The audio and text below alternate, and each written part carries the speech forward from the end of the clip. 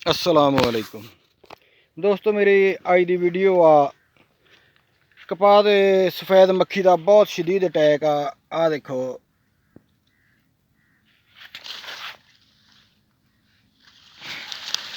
देखो आ देखो पत्तियां ते किदां पई आ देखो पत्तियां ते बहुत ज़्यादा पई आ। कपास इन्हां नाल कालियां होण डईयां ते इहदे वास्ते कपास नूं फौरी तौर ते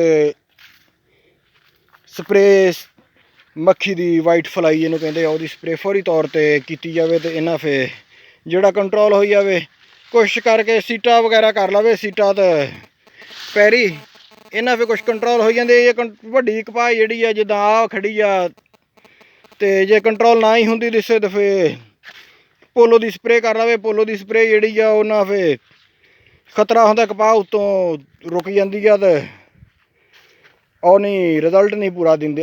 फिर उत्ते फुल बुट्टी गुड्डी नहीं चकदी कपास जिहड़ी है ना। ते तीजा दिन इहनूं स्प्रे कीती सी ते इत्ते मक्खी ते मरी भी बथेरी आ ते उदां जिहड़ी आ जींदी जींदी भी बहुत उड़न डई आ देखो मरी पई पत्तियां ते मरी भी बथेरी आ, पर मक्खी जो अनकंट्रोल हो जाती ना ਤੇ ਇਸ ਤਰ੍ਹਾਂ ਦੀਆਂ ਹੋਰ ਵੀਡੀਓ ਦੇਖਣ ਲਈ ਸਾਰੇ ਦੋਸਤ ਮੇਰੇ ਚੈਨਲ ਨੂੰ ਸਬਸਕ੍ਰਾਈਬ ਕਰ ਲਓ, ਨਾਲ ਘੰਟੀ ਵਾਲੇ ਬਟਨ ਨੂੰ ਵੀ ਨੱਪ ਦਿਓ। ਜਜ਼ਾਕੁਮੁੱਲਾ ਖੈਰ।